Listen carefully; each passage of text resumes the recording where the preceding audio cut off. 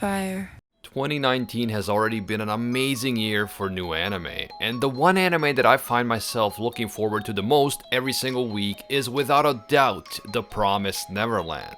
This series is a psychological thriller of the highest quality, and every single episode seems to end on a cliffhanger, sometimes literally, that makes you absolutely horrified when you realize you have to wait another 7 days to see what happens next. As someone who hasn't read the manga yet, I came into this with a completely blank slate, and from the very first episode, I was hooked. The first few episodes of this anime and the ensuing battle of wits instantly reminded me of the epic mental showdowns of some of my favorite anime such as Death Note and Code Geass. The Promised Neverland may be a shonen, but it is not a battle shonen. The characters don't solve their problems with their fists or swords or giant robots. Instead, they have to find a way out of their very extremely messed up situation strictly through the use of their juicy, delicious brains. Sorry, I had to. Anyway, I just know that I will be forced to read the entire manga very soon. I just can't help myself for much longer. So I wanted to make this video while I can still give you my genuine thoughts and feelings on the anime before my mind is tainted by learning everything else there is to know about the story and the twisted world of the Promised Neverland. If you're an anime only, you can rest assured that this video will not have any manga spoilers. And if you are a manga reader, this video will give you a glimpse into the mind of someone who loves the series solely based on the anime, even though I will be joining you in the manga reader club very soon. Now, the first thing that struck me as soon as I saw the first episode of The Promised Neverland was the drastic dichotomy between two completely different realities. First, we have the reality that the children of the orphanage know. They seem to be living carefree lives as a big happy family. All of their needs are met by their guardian mama and by everyone else helping each other. And they all live in a house that is surrounded by idyllic and peaceful nature. These children all seem so sheltered and carefree, and when a little girl named Connie is selected to be adopted from the orphanage, the powerful mixture of happiness and sadness that we can see expressed by both Connie and the other children is deeply moving. On the one hand, Connie and the others are happy that she will be adopted and have a real family rather than being an orphan.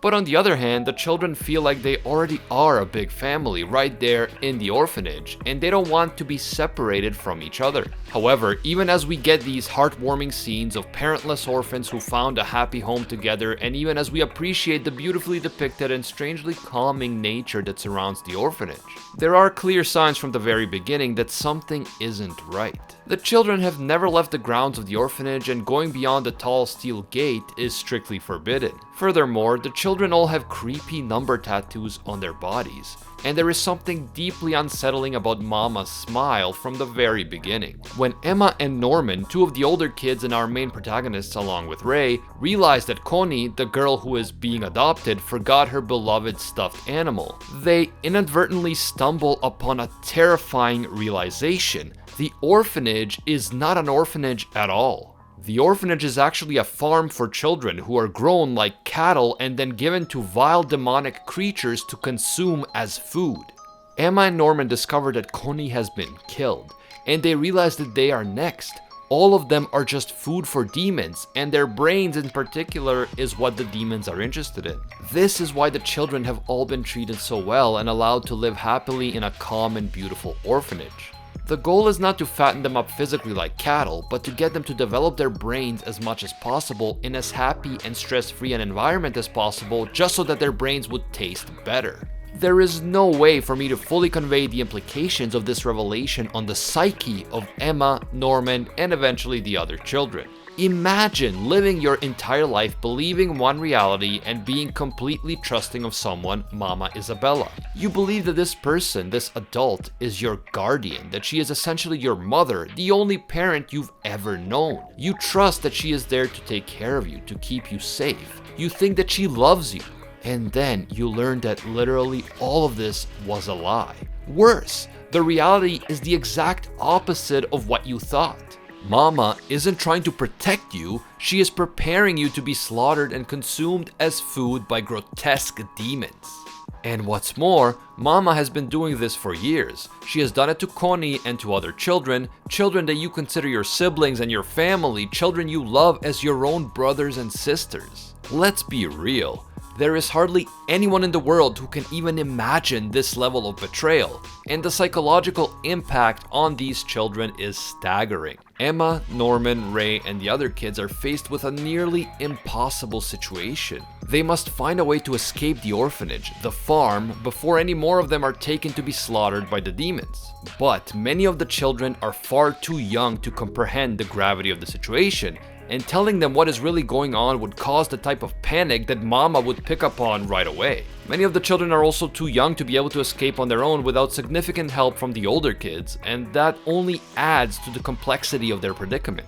But Emma, Norman, and Ray know that even if they succeed in escaping but are forced to leave the other kids behind, security will be tightened and all of the other children will be slaughtered without exception.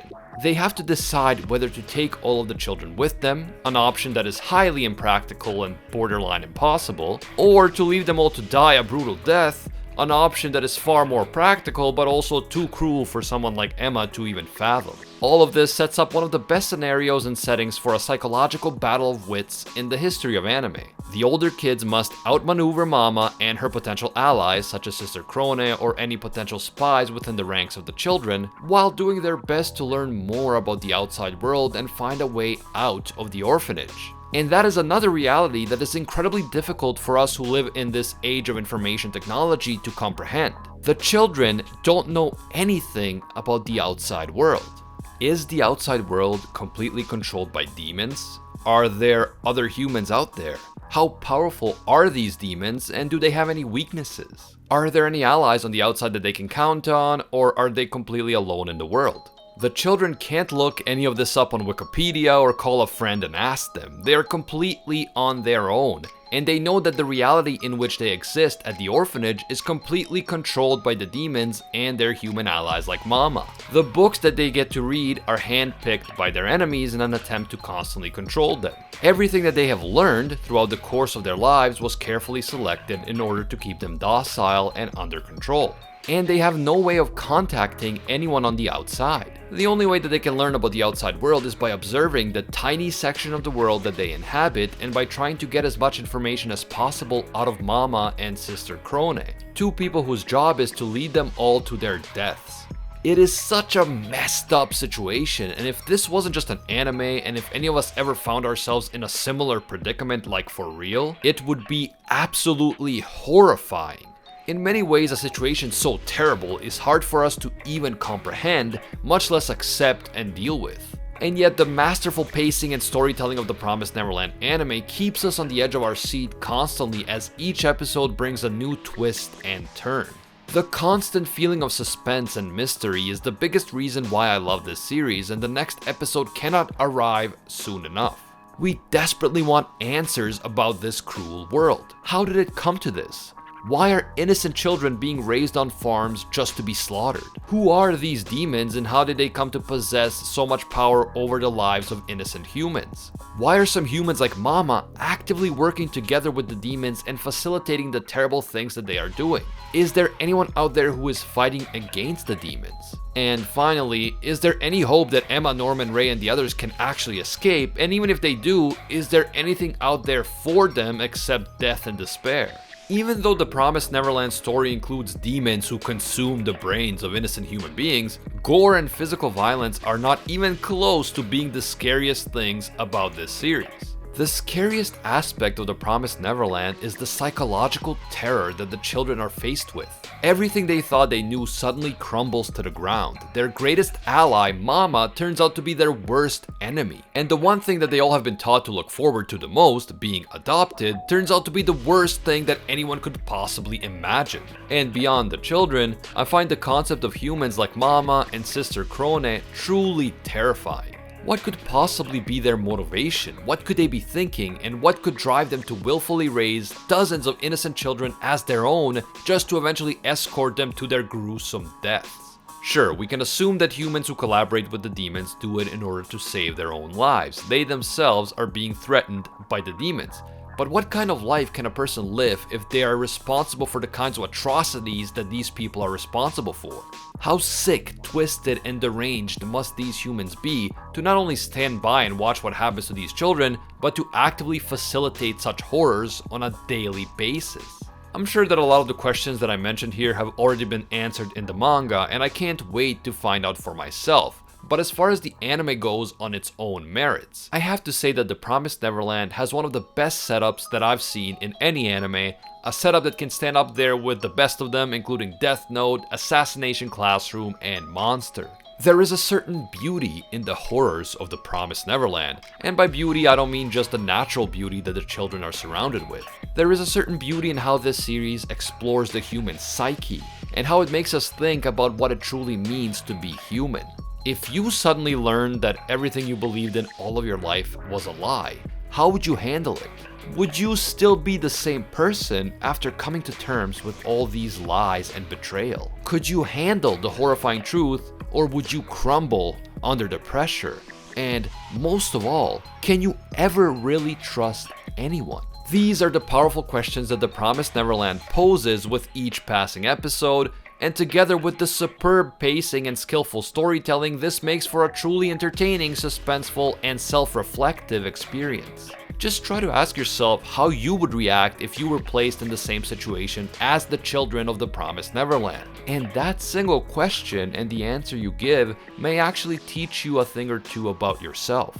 This series deals with some very uncomfortable themes, and in many ways this type of content scares me way more than plain physical violence and gore. But the horror elements of The Promised Neverland are not just for shock value. There is a great suspenseful story in there, there are likable characters that we can't help but root for, and there are mysteries that we desperately want to see solved. And that is why I am loving The Promised Neverland, even though I will never be able to trust anyone in a maid outfit ever again. Sorry, Ram. And the other one. I always forget her name. If you enjoyed this video and you want to see more, you can leave a like to let me know. And if you're new to AnimeUproar, don't forget to subscribe and hit that notification bell. If you feel that videos like this one provide value for you and you want to support more, you can check out our Patreon. We recently revamped the whole thing. A big thank you to all of the patrons supporting us right now, including our Pro Hero tier patrons Ace, 17, FFDP, the one and only Gilgamesh, and Keelan. Even donating a single dollar will give you access to our special patron-only Discord, and you will see your name appear in our videos. So please, if you're interested, check us out, link in the description. As always, thank you guys so much for watching, and until next time, see ya, Space Cowboys.